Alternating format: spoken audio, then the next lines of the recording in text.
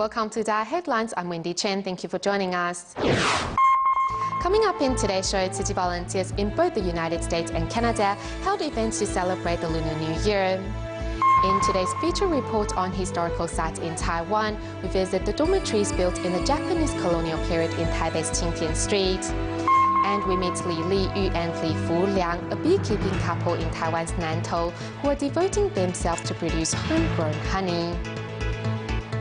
We kick off today's program in North America. In Ottawa, Canada, a sign language performance marked the opening of a year-end celebration held by Tzu Chi volunteers, and many organizations came forth to give their thanks for all the hard work volunteers have done in the past. But first, we head over to Miami of Florida in the United States, where Tzu Chi volunteers participated in a Lunar New Year celebration. As part of the activities, volunteers set up a recycling booth to promote environmentalism and also displayed DaAi technology products. Here in the United States, a fair celebrating the Lunar New Year attracts many local residents in Miami, Florida. At their booth, Tzu Chi volunteers display clothing made from recycled materials, drawing the attention of many. They also play a Q&A game with the children, after which they present blessing charms as prizes. So you know how to do recycle, right? We want to thank Tzu Chi for holding so many events to help the residents of our country and also those in need around the world, especially for those in the United States who suffered from the effects of Hurricane Sandy. Tzu Chi volunteers have been really helpful in assisting the local residents here to get through this difficult time. So I want to take this opportunity to send my New Year's greeting to Tzu Chi on behalf of all the Chinese community here in Miami. Volunteers also set up recycling in a busy foot traffic area, so visitors of the fair will also participate in keeping the place clean.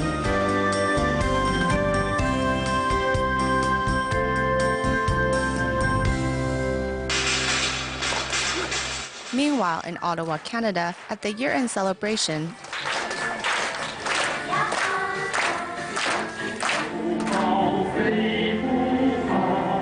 Tzu Chi volunteers put on a sign language musical to help everyone start off the new year on the right foot. Although individually we may not have enough money or power, but I believe as a team we can continue to spread Tzu Chi's humanitarian message. Thank you for your years of support in Ottawa. Because of your encouragement, we can continue to help others. We bow deeply to show our appreciation. Thank you for your support. Tzu Chi has had its roots here in Canada for the past 20 years. At the year-end celebration, many organizations show up to offer their thanks for Tzu Chi's years of service.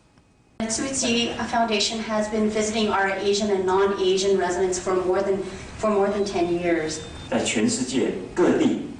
Tzu Chi volunteers are all over the world. This charity organization is the pride of Taiwan. We are really proud of the Tzu Chi Foundation and all that the organization has done. Tzu Chi volunteers in North America will continue to spread Master Zhen Yan's message to willing ears in the year ahead. Since 2009, volunteers in Malaysia have been touring the country with their sign language musical of the Sutra of Innumerable Meanings. On February 16th, the performance returned to Penang, where it all first started. To ensure that as many people as possible can enjoy and perhaps be inspired by the performance, in the week prior, volunteers went door to door to restaurants and households to let the public know of this wonderful show. In 2009, an unforgettable sign language musical of the Sutra of Innumerable Meanings was held here in Penang, Malaysia. Restaurant owner Huang Guanfa was one of the many in the audience that day. I was thinking that if they hold this event again, we will definitely attend. On February 16th, the performance that moved so many once again returned to Penang, Malaysia. Huang is not only attending the event, he took it upon himself to act as a show promoter, handing out tickets and a reminder. Sometimes customers will come and ask for more tickets, and I said to them, okay, but you have to go. You can't waste them. I will encourage them in this way. Seeing many customers who frequent these vegetarian restaurants would be interested in the performance, Tzu Chi volunteers make rounds among the city's restaurants to spread the word.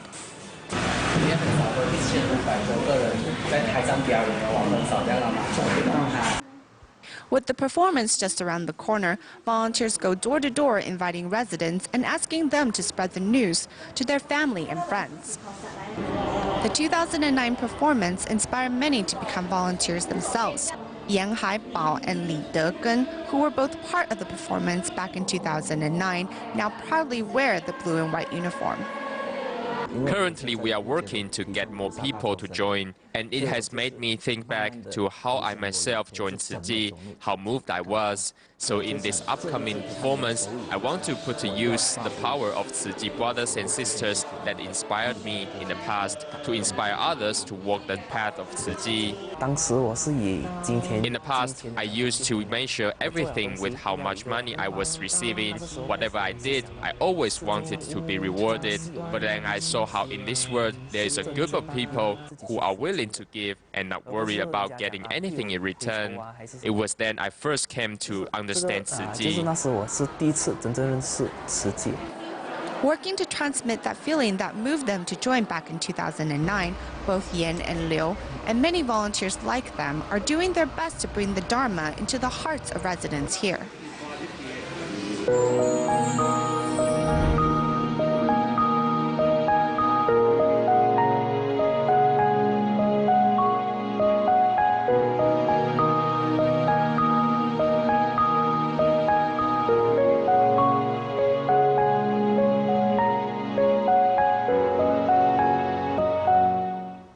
In our series of reports on historical sites around Taiwan, each of the historical sites we have visited holds the stories of its era. Today we take you to Taipei City's Qingtian Street, which once held many dormitories built by a group of Japanese professors from Taihoku Imperial University during the Japanese colonial period.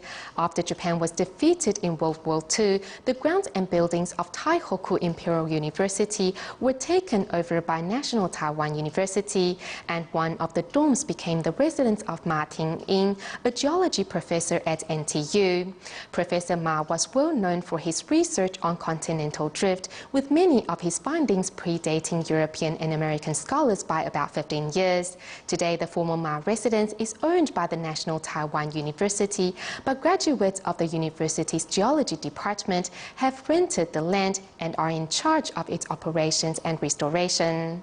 Named after its location, number 6, Lane 7, Qingtian Street, or better known as Qingtian 76, is a house which combines Japanese and Western architectural features. It was built during the period of Japanese occupation by Japanese professor Adachi Masashi of Taihoku Imperial University. Later, in 1945, it became the residence of Ma Ting-ying, a distinguished geologist of National Taiwan University. Through his study on fossil coral, Professor Ma Ting-ying began to consider the implications of his work with regard to the then new theory of continental drift. The geology presentation on this day is quite exceptional, given that the former owner of Qingtian 76, Professor Ma Ting-ying, was also a renowned geologist of his time. This rock wall is used for earth science education. Its first layer is made up of igneous rock. The second layer is comprised of sedimentary rock, and most of the third layer is metamorphic rock. Wanting to keep the house in good shape, alumni of NTU's Department of Geology have rented the house from the university and are paying for the renovation work as they shoulder the mission to preserve the historical site. This house had tenants right up until 2009, and although it was vacant for only a year, we discovered that mice had started to grow all over the house. As long as there are people maintaining the site, it will live through more stories.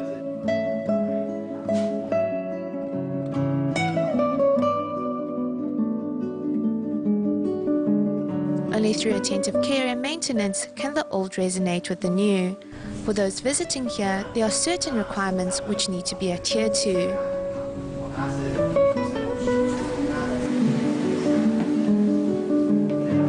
Visitors must take off their shoes upon entering, and we should tread gently as the architecture holds decades of history. So by slowing our pace, we are in fact protecting and cherishing the site. Preserving the traces of those before them, visitors safeguard and appreciate the historical nature of the architecture.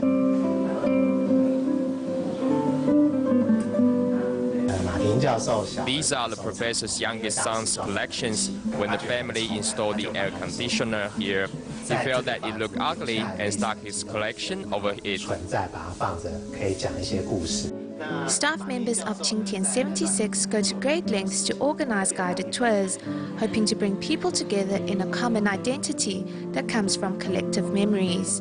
I often pass by and it's a great place. Since there are guided tours, we decided to come take a look. They were talking about geology today. It seems interesting. It never occurred to me until today's presentation that geology is so entwined with our daily lives and history. I have gained a lot too, much more than just coming here to enjoy a meal.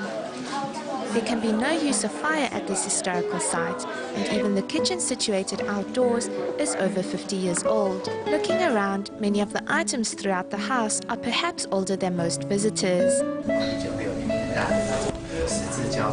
From the cross-staggered glass panes from the 1960s to the popular plum-shaped glass panes of the 70s, all can be found here. The long-covered corridor is just like the one you will find in Japanese cartoons, so this is my favorite part of the house. If one takes a closer look, you will discover that these glass panes are in fact handmade Japanese glass. The team at Qingtian 76 have tried to carefully retain all the design concepts and elements of the original owner, as they believe that not only do we need to safeguard our heritage, but through its sharing with others, it can continue to play a role in our lives even today. Back to Malaysia, we meet a filial son, Huang Jiapeng, who has managed to celebrate each of his mother's birthday with her over the past 4 decades, including the most recent 91st birthday celebration. As his mother used to be the breadwinner at home, Huang wanted to reciprocate her love by carrying out his filial duties whenever and wherever possible. At his mother's 91st birthday celebration, Huang Jiapeng is by his mother's side as usual. Huang's mother was a single mother who sold pastries to raise her 3 children when she was young. Being a dialysis patient, Huang Jiapeng also worries about his own condition.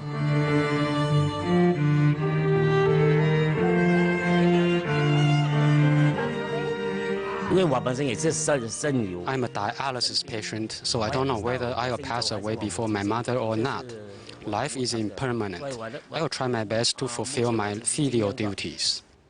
She fell down once or twice before. Sometimes she will even pass out on her wheelchair for 30 minutes or so, and we can't wake her. To celebrate his mother's 91st birthday, Huang invited dialysis patients and medical staff at the Tzu Chi Dialysis Center to join the birthday celebration. Seeing Huang's actions, many of the patients are also inspired to do more for their parents. We cannot delay the fulfillment of our filial duties. It's very important. In the modern times, many people have left filial piety behind. I'm glad to see how Jiapeng treats his mother. Many of us have been inspired to be more filial to our parents. Fulfilling filial piety is not just about celebrating parents' birthdays, but reciprocating the care they gave us when we were young. Teaching children the right values and belief must start at a young age. We stay in Malaysia's Penang for our next story and meet the Xie sisters who both graduated from the Penang Tzu Chi kindergarten. 10-year-old Xie Kai-en and 7-year-old Xie Jia-en not only help with household chores at home, but have acquired good habits over the years from studying in Tzu Chi. 你会帮他洗吗？没有，因为他是135，我是26。 This is 10-year-old Kai-en and 7-year-old Jia-en. The first thing both of them do when returning home is to wash their clothes and lunch boxes before doing their homework. When she comes back home, she will do her own chores. My sister and I like to help our parents together. I want to be like my sister and get good grades and take care of her duties. Jiaen will learn from her sister. Parents don't have to worry about their children when they can finish tasks on their own. As one of the Jin's aphorisms says, vows beget strength. We all know that learning at a young age is important for children. Luckily, the Xie sisters both receive a good education while attending Tzu Kindergarten. I graduated from Tzu Kindergarten in 2009, and now I'm a student of Tzu's after-school program. Through Tzu, I have learned good habits, and because my parents are very busy, I will help my sister organize her backpack, finish her homework and other things. It is a way to fulfill our filial duty.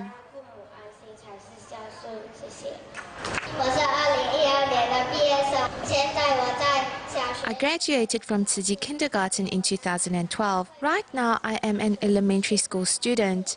In school, I am the class president and an assistant for my teachers. By looking at the Xie sisters, one sees the importance of education and good habits.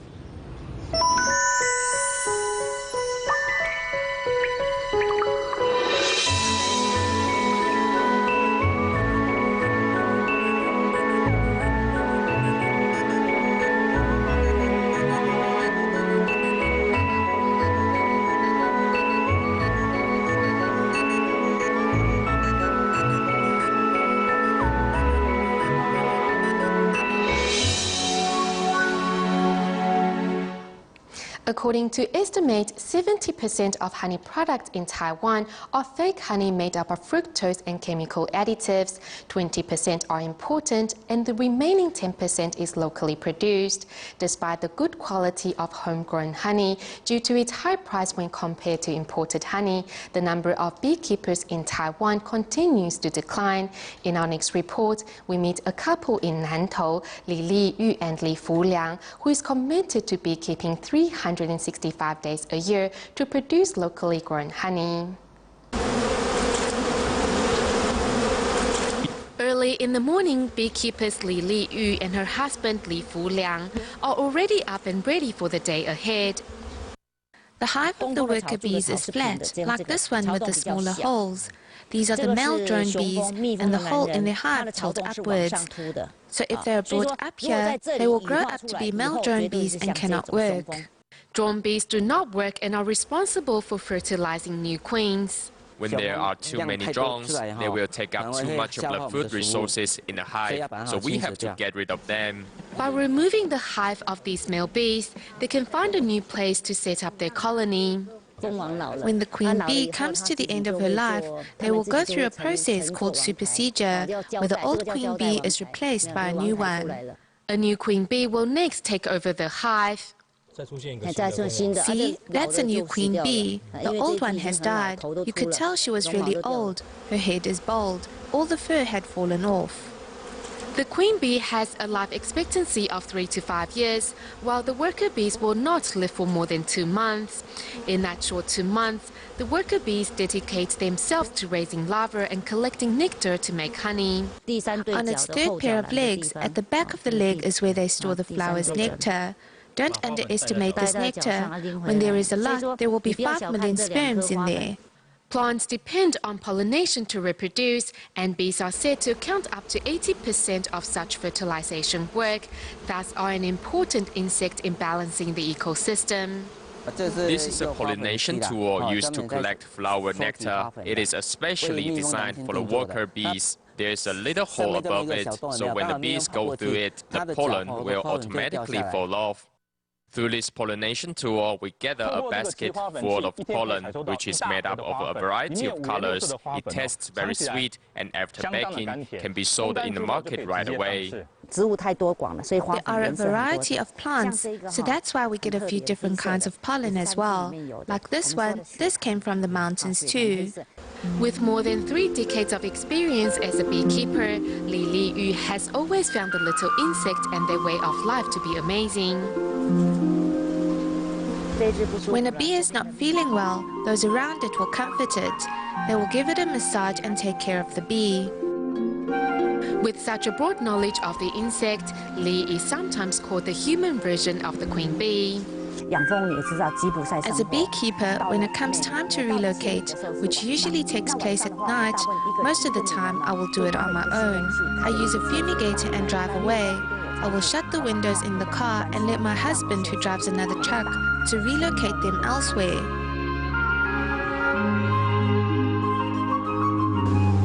Beekeeping is a 365-day job which requires much physical strength and thus is a challenge for Li Yu, who suffers from lupus. Though unable to stay under the sun for too long, Li is nevertheless happy in her work. Normally, patients who suffer from lupus live a very difficult life. They have to stay in the shade and cannot get too tired. Luckily, I am surrounded by bees.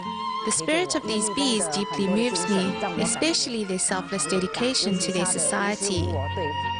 Surrounded by tens of thousands of bees on their 7,000-hectare-sized bee farm, Li Yu and Li Fuliang say they will continue to dedicate themselves to the beekeeping industry.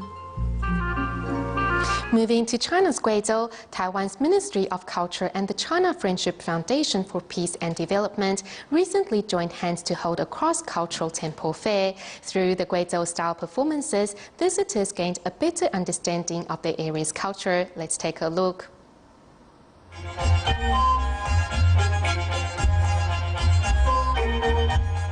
Dancing to the music, dancers from the Miao ethnic group are performing their traditional dance. This is the Golden Peasants dance that is native to the Miao people. The dance consists of 10 to more than 1,000 people and has been given the name the world's #1 Golden Peasants dance. The silver jewelry worn by the dancers are all handmade, and for the Miao people, they not only represent a person's social status, but also are seen as tools to ward off evil. The silver jewelry worn by the Miao people can ward off evil. As for the clothing worn by the dancers, they're decorated by the famous horsetail embroidery of the Shui people and sewn with thread that is a mix of cotton and horsehair. If we put these threads in the water, they will rot. But if we mix them with horsehair, they will be fine and neither will the color fade. Through such cultural exchanges, Taiwanese had the chance to experience the differences in temple fairs that exist between Taiwan and China. We go to the Philippines at the end of our show. At a large-scale New Year event in Manila, Tzu Chi has been invited to promote recycling to participants. Some 300 local volunteers took to the streets to pick up garbage and keep the environment clean, while recycling stores were set up to introduce environmental concepts. We'll leave you with these images. Thank you for tuning in. Goodbye.